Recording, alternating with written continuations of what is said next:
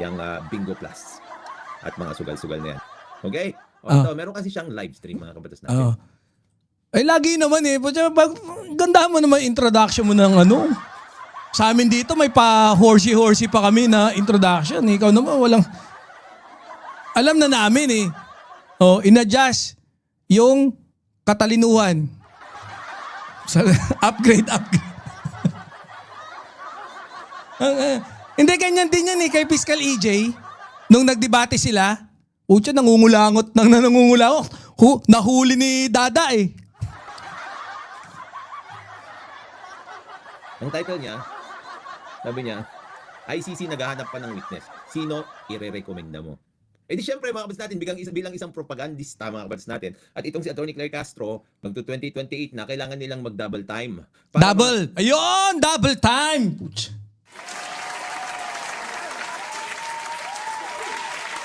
Hindi, no? Talaga naman, kailangan nila mag-double time. Eh, kung triple time, medyo mahirap yun. May ina-sound ni Kabayo? Mga kabatas natin, mas Malakas naman, oh. May ina ba? lahat ng tao na gusto niyang siraan. Mm. Isa na dito mga kabatas natin, si Mayor Magalong. Okay? Sabi ni Mang Rene siya nga, Ba't malakas na ba to? Oh, sige. May ina ba? Nasa ilong pala ang talino. Oo, doon ina-adjust. No? Double time eh. Double. magre-represent ng sarili niya against Kylie Vister. Eh, dapat lang. Maganda yan. Tingnan nyo, mga kabatas natin ha. Tingnan nyo kung gaano kagrabe yung bobo nga moments dito. Tingnan nyo. Marami siyang alam.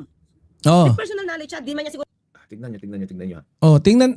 Nakakadiri talaga to abogadang to. Hindi naman. Don't touch my daddy daw.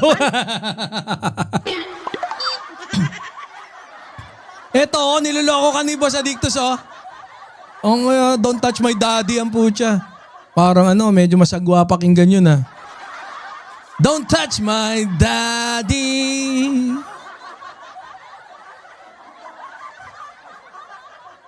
Oo nga, no?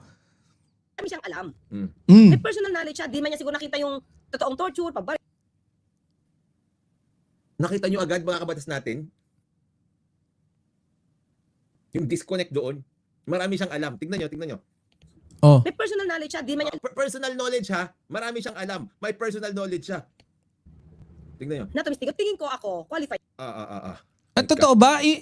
Ano ba ang description ng ng personal knowledge? Ikaw mismo nakakita? Yun ba talaga definition nun? Tanong nga natin mamaya.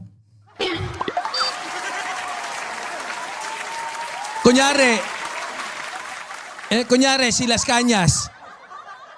Ang pinatay kunyari, ang tinegi nila Las Cañas, 5. 'Di ba? Doon sa 4, ang tumegi, ibang kasamahan niya. Tinegi doon sa kabila, hindi niya nakita eh. So, hindi ba pwedeng i-claim na may personal knowledge siya ron? Wala, hindi niya nakita eh. Hindi ko alam ha. Tanong yun ha. Oh. Gosh. Sabi ni Mang Rene, bakit hindi si Trillanes ang i-recommenda? Mas maraming alam yun. Correct. Hindi, walang personal knowledge. Hindi naman siya involved doon sa tukhang eh. Bobo rin to si Mang Rene. Lahat kayo dyan, mga bobo. Pucha. Yan ang samahang pangit na bobo. Ayop kayo. Totoo, kung hindi pang politika driver yun. Si Mang Rene mukhang pa eh. Ito kasi si Boss Densable eh. Sabi ni Boss Densable malakas man lait yan eh.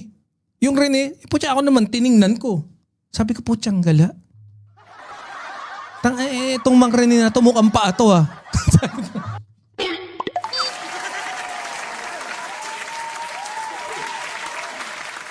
Talagang mukhang pa eh. Putya biglang, malakas daw man lait, mukhang pa grabe.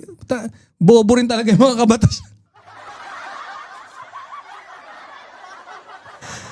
Andiyan ba si Boss Alexander?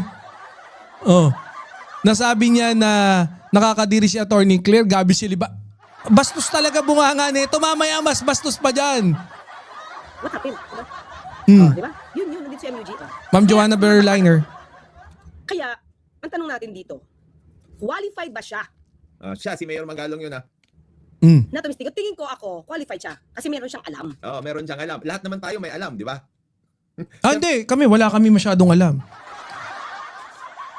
Hindi, lahat naman may...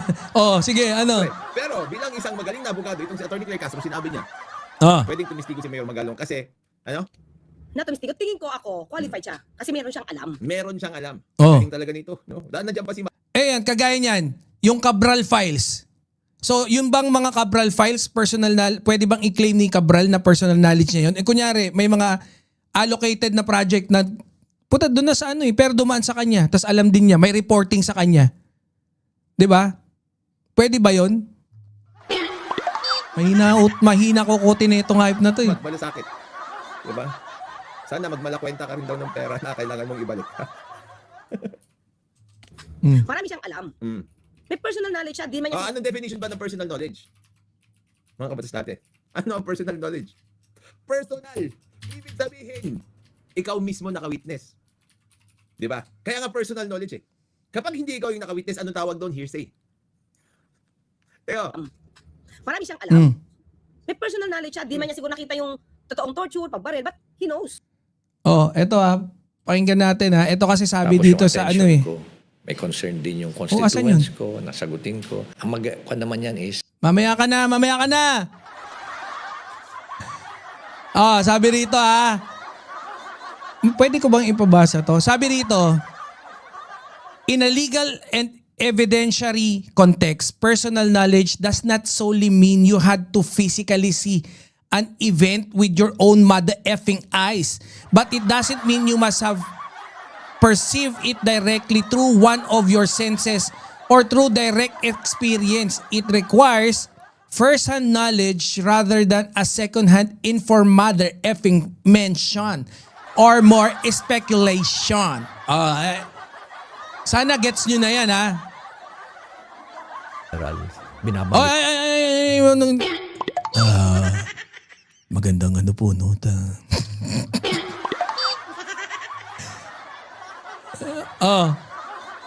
Sige. Asan na yan natin? O dyan, nawala na ako. Corina, tumigil ka na dyan. To. Wala na to, wala na rin yan. Eto.